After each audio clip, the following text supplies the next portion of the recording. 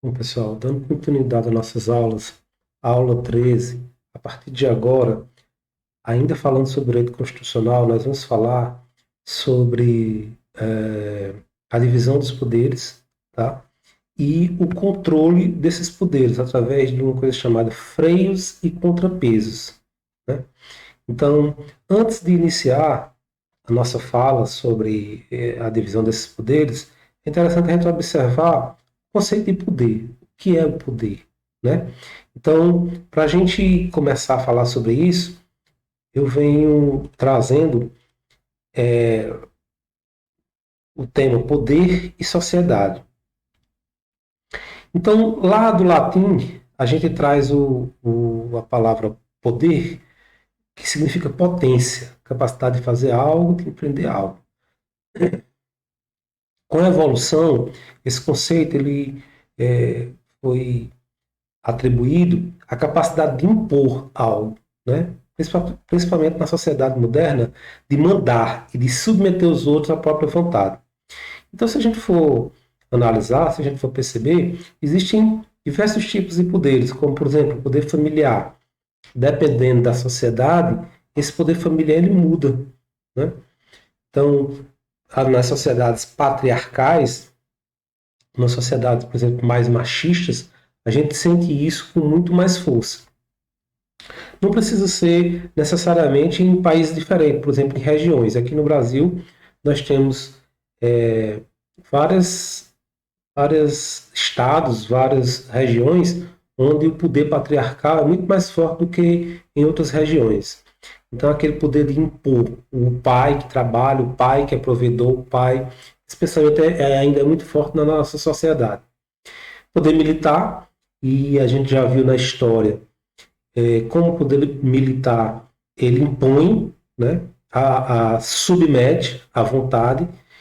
Desde a antiguidade, essa vontade é imposta, até agora, na contemporaneidade, a gente percebe que muitas vezes, quando alguns estados, nação, alguns países não obedecem ou não querem, não pensam igual aos outros, uma das formas de impor que ele obedeça, que ele faça do jeito que os outros países pensam, é através da força, através do armamento, através da guerra.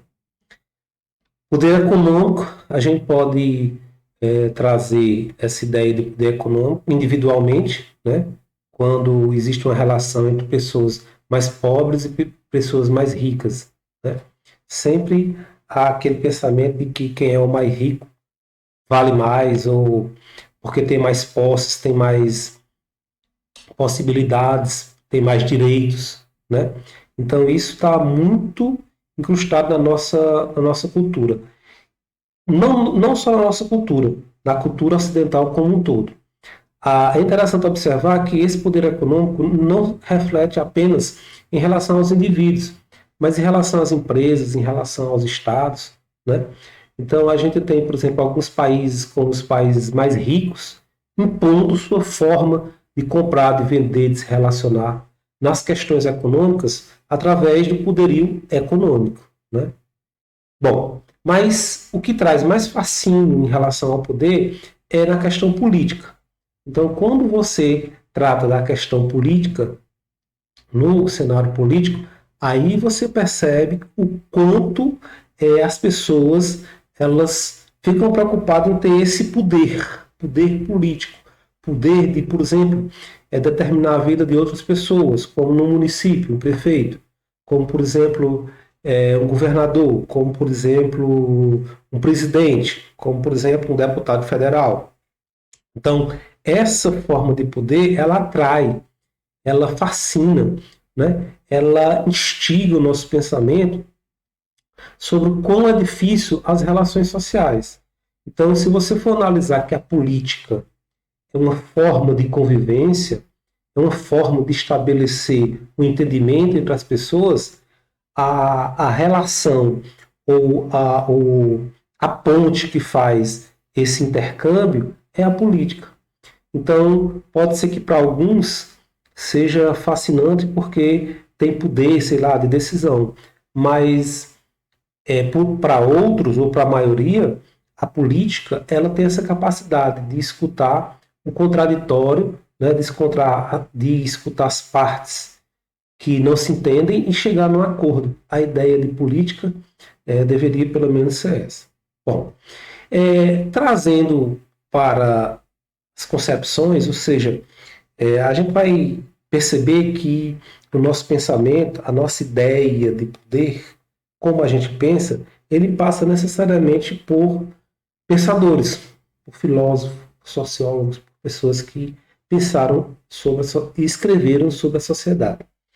Na verdade, é interessante observar que a concepção que nós temos sobre a sociedade, sobre o Estado, sobre as relações sociais, sobre todas as formas de convivência dentro da sociedade, elas são impostas por pensamentos que muitas vezes não são nossos, né? Se você for refletir com profundidade, você vai perceber que o pensamento muitas vezes se repete, pensamento que já vem sendo posto dentro da sociedade. E de onde vem esse pensamento? De onde vem essas ideias? De onde vem essa estrutura do pensar, essa estrutura do saber, essa estrutura do conhecimento? Então, isso reflete também em relação ao poder. Então, o que seria poder? Para a gente entender um pouco sobre essa história de poder, a gente vai perceber que o que existe hoje, né, o que nós conhecemos, o que nós pensamos sobre o poder, foi refletido por alguns filósofos, como Aristóteles, Maquiavel, Karl Marx. Então, eu vou mostrar algumas coisas sobre eles para a gente tentar entender, né, o que são os poderes. Bom, algumas concepções de poder vindo, por exemplo, de Aristóteles. Então, Aristóteles, ele percebam que eu faço questão de falar sobre a data, né, em que ele viveu, que foi na antiguidade, para a gente situar, contextualizar o pensamento de um teórico, de um pensador, né? Então, é necessário, e eu sempre faço essa reflexão com vocês, que todas as vezes que vocês virem uma teoria, num pensador, um pensamento, vocês analisem a sua época. Então, por conta disso, eu coloquei em todos os pontos, em todas as figuras que aqui estão, o ano em que ele nasceu, o ano em que ele morreu. Ou seja, o ano em que eles viveram. Então, trazendo para Aristóteles,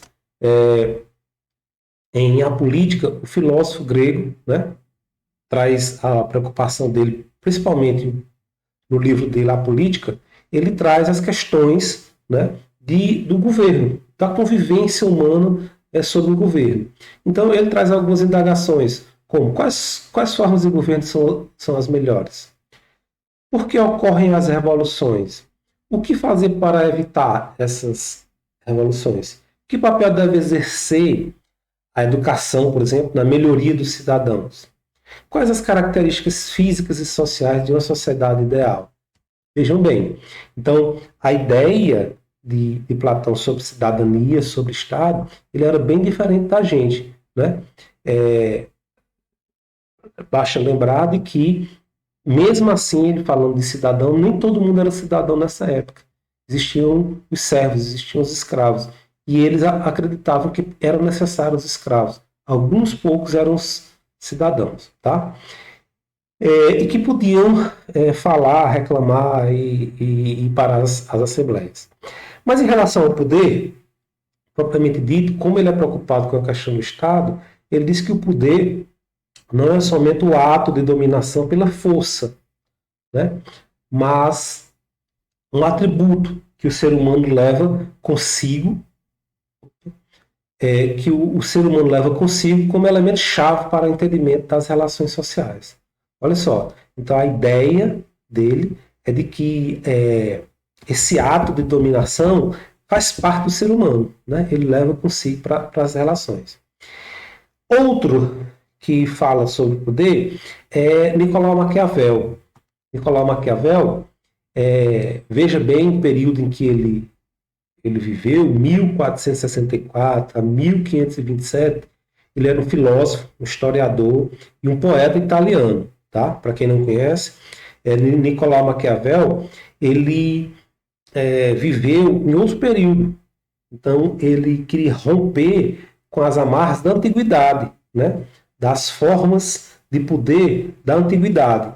E ele estabelecia, ele tinha uma ideia, um pensamento de que o Estado só era possível através da monarquia, né?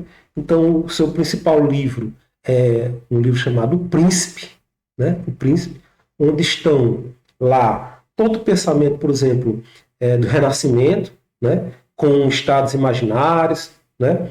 E o que é que cada príncipe, o que é que cada governante tinha que ter em mente, né?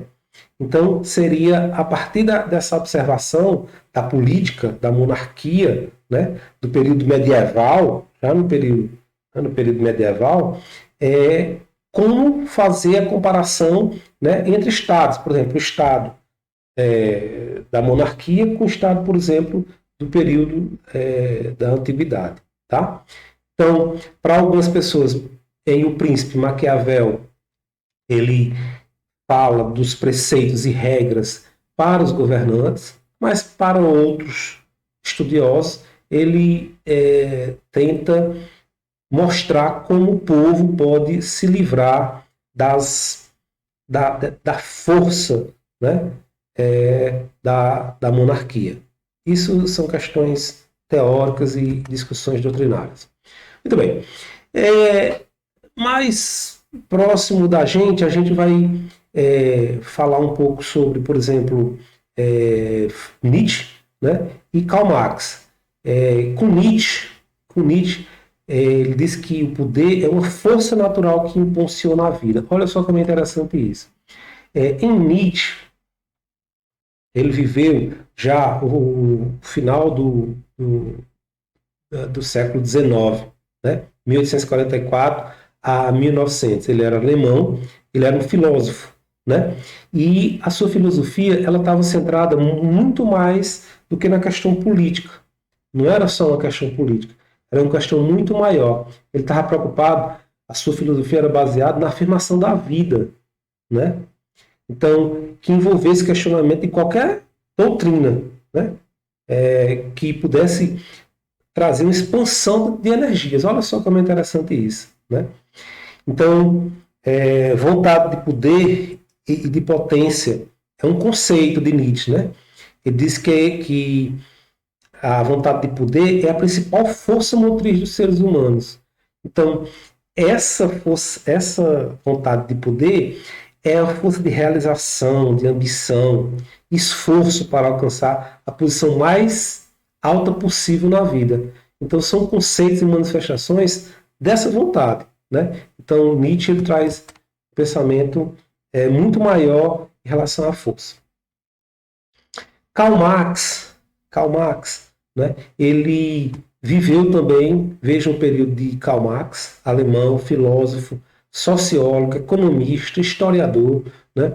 Viveu de 1818 a 1873, ou seja, no nascedouro, na pujança do liberalismo econômico, na pujança da história do iluminismo, na pujança da história do crescimento e das revoluções, né, industriais e entre outras. Karl Marx estudou e ele sentiu na pele a evolução da história do capitalismo, né? E ele trouxe todo o seu trabalho baseado, toda a sua pesquisa baseada em compreender o trabalho, né? Que é o trabalho, e o trabalho como atividade fundante da humanidade, né?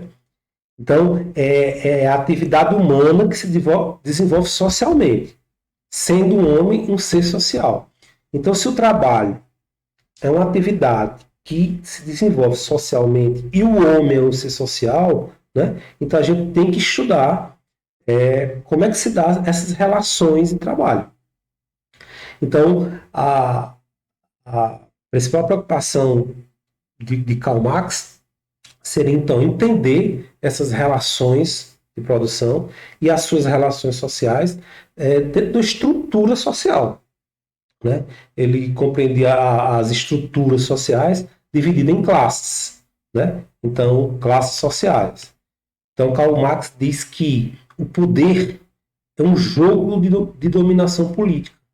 Ou seja, essas relações de produção e essas relações sociais, elas vão trazer como resultado uma dominação política, um jogo, né, de interesse. Bom, bem mais próximo da gente vem Norberto Bobbio e Michel Foucault. Também falando sobre a questão do poder, a gente vai encontrar em Norberto Bobbio um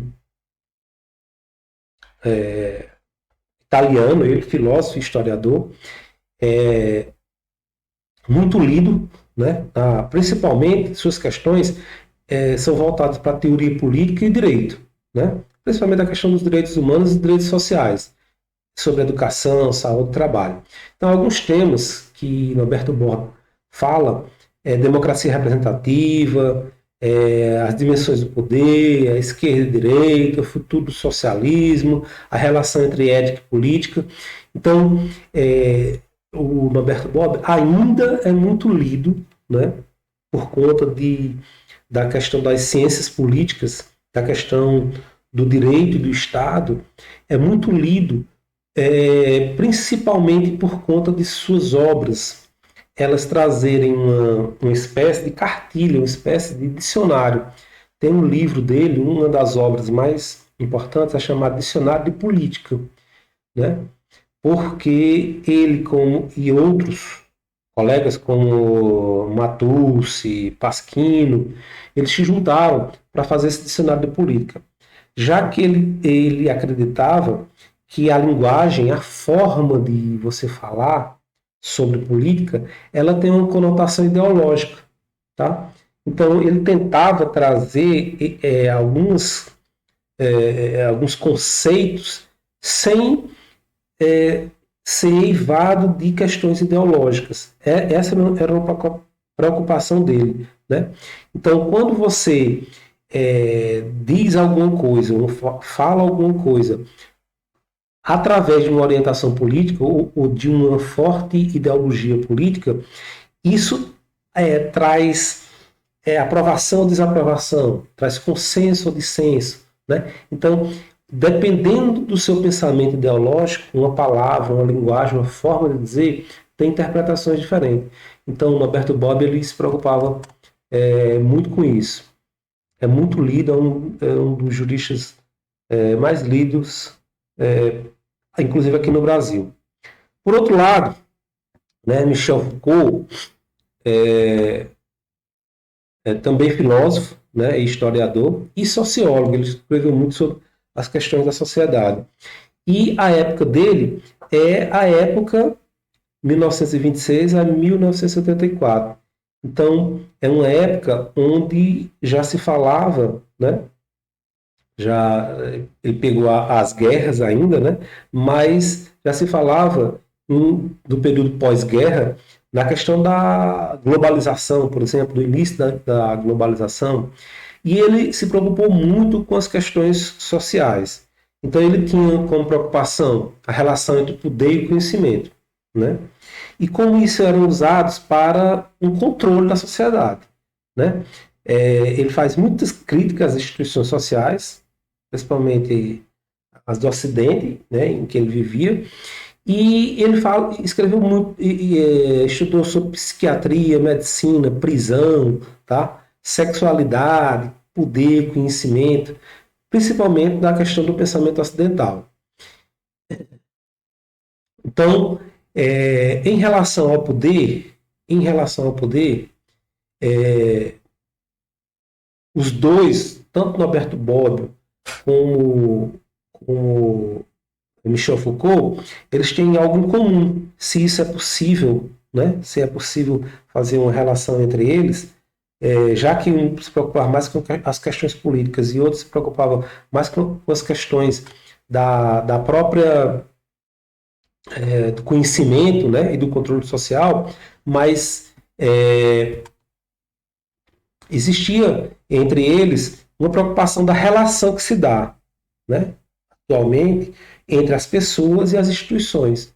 Então, a forma de poder, a questão do poder é bem calcada nesses dois. Então, esses pensadores Esses pensadores é que fazem o nosso pensamento hoje.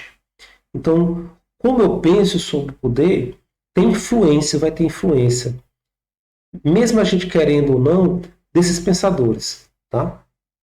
Bom, quando você traz a ideia de, não de concepção, quais são as concepções, mas as formas de poder, como elas se materializam, necessariamente, nós economistas precisamos de um fundamento sociológico. Então nós precisamos escutar, nós precisamos ouvir a sociologia, né? O pensamento sociológico. Então, alguns pensadores, eles trazem essa discussão sobre as formas de poder. Entre eles, um cara chamado Max Weber. Max Weber. Então, Max Weber, ele era jurista alemão, jurista e economista, viveu em 1864 e 1920, ou seja, final e início do século, final do século XIX e início do século XX, né? A maior parte do seu trabalho era em relação dos seus estudos era sobre a sociologia da religião. Então, apesar de ele ser jurista e economista, ele foi considerado um dos fundadores da sociologia moderna. Olha só como é interessante isso. E ele tinha uma preocupação com a questão, por exemplo, da sociologia, a relação da sociedade com a religião. Ele vai dizer que, ele argumenta, né, que um dos fundamentos da sociedade ocidental são baseadas na religião, né? É interessante, então, tanto que ele cria, né, um livro chamado A Ética Protestante e o Espírito do Capitalismo. Então, nesse livro aqui, A Ética Protestante e o Espírito do Capitalismo, Max Weber vem trazendo os tipos de poder, né? Ele diz que é a imposição da vontade de uma pessoa ou instituição sobre os indivíduos. E ele vai dizer o seguinte, que existe 3 tipos de dominação. Dominação legal, aquela dominação baseada na lei, baseada nos estatutos, baseado no que o Estado impõe, baseado nas instituições, baseado nas formas de se relacionar. Então, por exemplo, o Estado representa a lei e a ordem. Essa dominação é chamada dominação legal. Então, esse Estado, esse sistema de governo, essa forma de governo, como é que o governo está organizado, como é que o Estado, está organizado, é que é uma forma de dominar. Tá? Outra forma de dominação, chamada dominação tradicional, é em relação aos costumes, né? E aqui a gente sabe bem disso, né? Aqui, por exemplo, no Nordeste, a gente tem uma característica do machismo. E essa frase cai bem quando diz, não, sempre foi assim. Não precisa necessariamente se é uma dominação ruim, por que a gente vai continuar assim? Bom, mas isso é só um comentário para a gente continuar. Em relação à dominação carismática, outro assunto outra forma de dominação, que é a dominação daquelas pessoas que profetizam, das pessoas que trazem um carisma, das pessoas que trazem a questão emocional, das pessoas que conquistam plateias, conquistam pessoas através do jeito de falar, do afeto. É outra forma de dominação. Além de Weber, outro sociólogo, né, francês, nascido em 1930 e falecido em 2002, tá? Ele vai trazer, né, algumas formas de poderes. Então ele diz que existem 4 tipos de poderes. Primeiro, antes de tudo, ele diz que o hábitos, né, um conjunto de valores, normas, regras, gostos e elementos culturais como religião, arte, que moldam a sociedade e têm a capacidade de juntar e separar as pessoas. Então, antes dessa da discussão sobre o poder, ele fala sobre um pouco como a sociedade é moldada, através de que nós somos, nosso pensamento, a nossa forma de agir, né, vem através de quê? Né, moldada através de quê? Desses elementos, como cultura, como religião, como arte e outras formas. Então, ele diz o seguinte, que existe o capital econômico, os recursos materiais, é uma forma de, de dominação. Capital cultural, né? O conhecimento formal, como, por exemplo, o diploma. O capital social, que se refere às relações sociais, né? Através de redes de relacionamento. Né? E o capital simbólico, que se confere status, honra e prestígio, tratamento diferenciado, privilégios sociais. Né? Então, segundo o Bourdieu, essas formas de capitais, capital econômico, capital cultural, capital social e capital simbólico, é que estão dentro do seio dos elementos sociais que mudam a sociedade e, portanto, mudam o poder. Então, a gente vai, vocês quiserem aprofundar, vocês dão uma olhada aqui no livro A Distinção, Crítica Social do Julgamento, né, de 1976, que ele fala bem sobre isso. Bem mais próximo da gente, né, viveu um velho chamado Zygmunt Bauman, né, era um sociólogo e filósofo polonês, super simpático, que ele falava de que a modernidade, de que o mundo, né, agora é líquido, né, a chamada modernidade líquida, período pós-moderno, onde o mundo é repleto de sinais confusos, né, para pensar mudar com rapidez. Sociedade que emerge o individualismo, a fluidez e a efemeridade das relações. Olha só como é interessante. Um resumo do pensamento dele. Mas, em relação aos processos que ele fala sobre a metamorfose do cidadão, sujeito de direito, indivíduo em busca de afirmação dentro desse espaço social. A passagem de estrutura de solidariedade coletiva para a disputa de competição, ou seja, sai aquela ideia do coletivo, a ideia do todo para a ideia do individual. Você traz de volta aquele pensamento do individualismo. Enfraquecimento do sistema de proteção estatal, as intempéries da vida, gerando um permanente ambiente de incerteza. As inseguranças que a gente sente. A gente acha que não tem policial suficiente para proteger a gente acha que é inseguro sair de casa, a gente acha que... Então, esses tipos de insegurança provocam aquele pensamento de que cada um tem que andar armado, por exemplo, né? Tem que andar com a arma para se proteger. Então, esse pensamento é um pensamento não só no Brasil, estou falando só do Brasil, não, estou falando do mundo. Né? Então, esse ambiente de incerteza faz com que coloque no individualismo, no indivíduo, inclusive sua proteção. Né? A gente não pode contar com o Estado para que ele nos proteja, a gente tem que se proteger, cada um por si.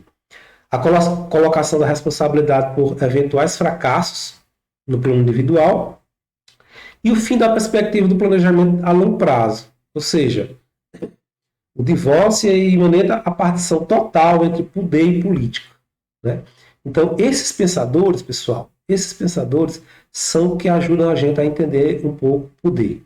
Bom, os fenômenos da vida não são inteligíveis, eu quero que vocês pensem nisso. Os fenômenos da vida não são da vida humana não são inteligíveis, que a gente possa entender, exceto através das interrelações. Então você só pode entender, compreender a vida através dessas interrelações. Essas relações constituem uma estrutura, ainda por trás das variações locais dos fenômenos superficiais. Existem leis constantes do estrato cultural. Então eu quero que vocês pensem um pouco nisso. Eu quero que vocês pensem um pouco mais. Eu quero que vocês pensem o seguinte: a estrutura da sociedade, a estrutura social nos determina. Então, o que está em volta da gente determina o meu pensamento, a minha forma de agir, como eu ajo em relação ao outro. Se alguém tem um pensamento ideológico diferente do meu, por que eu vou machucá-lo? De onde vem isso? Isso é meu? Eu tenho vontade de machucar? Ou é alguma coisa que já vem determinante, né? Alguma coisa que vem dos meus pais, alguma coisa que vem de outras formas da minha cultura, né? Ou é determinado pelos agentes sociais, né? Então, a estrutura social, nós determinando essa estrutura social, somos nós que criamos essa forma de pensar, essa forma. Então, essa relação, eu quero que vocês pensem bastante nisso. Para que a gente estude sobre estrutura social, é necessário a gente compreender, aprofundar o pensamento de uma escola, né? Quem falou sobre, por exemplo, estrutura social? Então, existe uma escola chamada escola estruturalista. A teoria estruturalista é baseada na conceito de estrutura, né? Que é um todo composto de partes. Portanto, o todo é maior do que simplesmente a soma das partes. Será que é? Se a gente somar as pessoas, dá o todo, ou se o pensamento de todo é diferente do pensamento de cada um. Então, somado, né? Um a um. O que significa que os sistemas organizacionais não são a mera justaposição das partes. Então, quando eu vejo, por exemplo, esses desenhos, né? Eu posso perceber vários peixinhos ou um peixinho grande. Quando eu vejo esse outro quadro, eu posso ver duas pessoas, né? Ou uma jarra, um cálice aqui ao meio, né? Então, eu posso dizer que são a soma de duas partes. Esse é um homem, do outro lado é um homem. Mas, no conjunto, eu tenho o quê? Duas pessoas e um cálice, né? Então, o pensamento voltando àquela ideia, o todo é maior do que simplesmente a soma das partes. Será que é?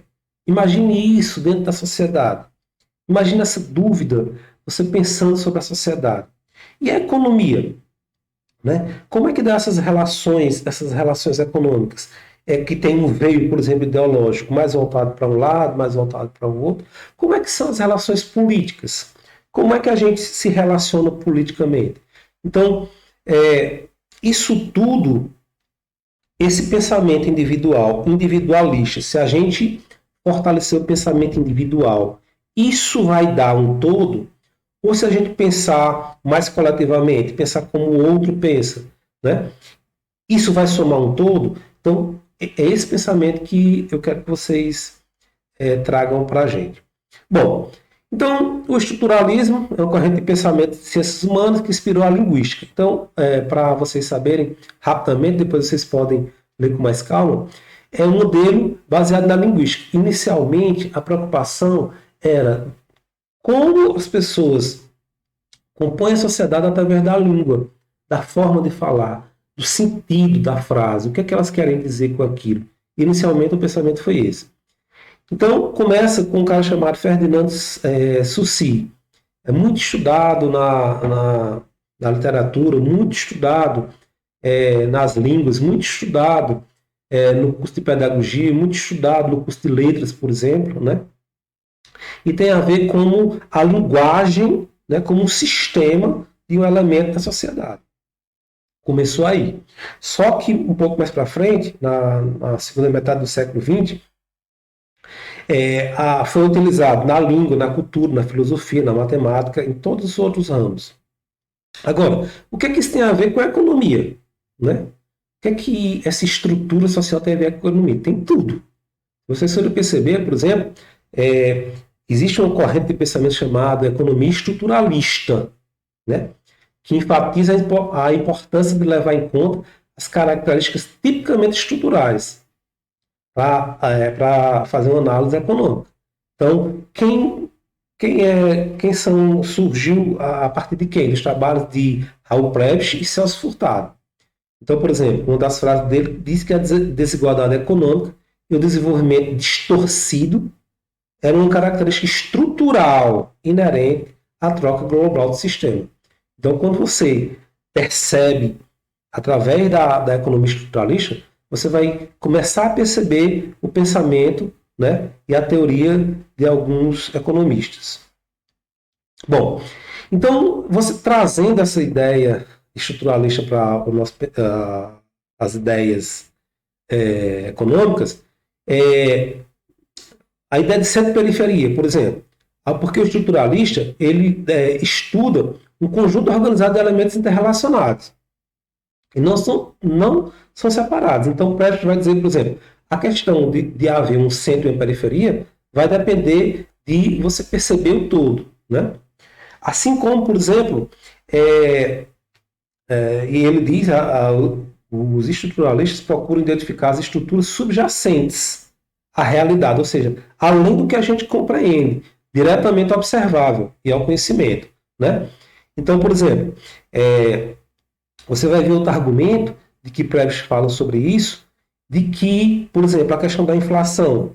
O estruturalista diz que a inflação é muito mais do que o crescimento da oferta de moeda, por exemplo. Tem outros fatores, como a distribuição de renda, né, numa região, num país. Então, é outra forma de pensar como o estruturalista. Então, outros conceitos, como nós já vimos, centro-periferia, desenvolvimento e subdesenvolvimento, transnacional, nacional, agricultura, indústria, essa bipolaridade, esse pensamento, né, ele é trazido pelo pensamento estruturalista. Por conta de não perceber só uma questão regional. Por exemplo, o desemprego em uma região é baseado só na região? Não, você tem que ver o todo. Qual é o problema no todo? E muitas vezes um desemprego num setor aqui no país é provocado por uma questão que aconteceu na Inglaterra. Então você tem que ver a economia como um todo. Isso é uma questão estrutural. Muito bem. Por outro lado, a gente deve perceber que o estruturalismo também influenciou o pensamento jurídico. Né? O pensamento jurídico é diferente do estruturalismo econômico. Enquanto a economia se preocupa com as questões, né, de produção, de distribuição de renda, o direito vai se preocupar em compensar os indivíduos e grupos. Né? A sua preocupação é com outros valores. Então, a economia, por exemplo, os objetivos da economia. Estudar a fase material do processo econômico, os resultados do trabalho social, distribuição de riqueza. Estuda ainda a questão dos recursos escassos, buscando compatibilizar com as necessidades ilimitadas da sociedade. Por outro lado, a finalidade do direito é outra. De acordo com o censo, né, o direito tem como finalidade organizar a sociedade, definindo os direitos e deveres de cada pessoa. E com isso possibilitando a criação de uma sociedade harmônica e justa. A pergunta é, será que isso é incompatível? Será que eu posso relacionar a questão dos objetivos da economia, que são os resultados econômicos, com os valores jurídicos, por exemplo, a saúde? Quando, por exemplo, alguém não pode pagar um plano de saúde, não pode pagar para ter saúde, mas o Estado é obrigado a ajudar as pessoas a buscar os seus direitos. Né? Um dos direitos sociais é a saúde. Mas eu vou forçar o município a levar alguém para fazer uma operação em outro município, ou então dar um remédio de graça porque essa pessoa não pode pagar. E se o município também não puder pagar, não tiver dinheiro suficiente, como é que isso é possível? Então percebam que existem muitas vezes conflitos em alguns momentos em relação aos resultados econômicos e aos valores jurídicos. Tem uma área, por exemplo, ambiental, onde existe uma preservação da natureza, do meio ambiente, para todos, porque as árvores, a água, a flora e a fauna são de todos, mas existe um interesse econômico. E cortando aquelas árvores, fazendo uma fábrica, você pode gerar empregos. Sim, e como é que fica o direito de todos? O direito ao meio ambiente equilibrado. Então, esses conflitos, eles devem ser resolvidos. Né? É possível, em última análise, é possível você relacionar as questões do direito econômico com as questões dos valores jurídicos? Tá? Então, eu deixo vocês com essas perguntas, com essa pergunta, porque é isso que a gente vai tentar resolver na atividade de vocês. Muito obrigado e até a próxima.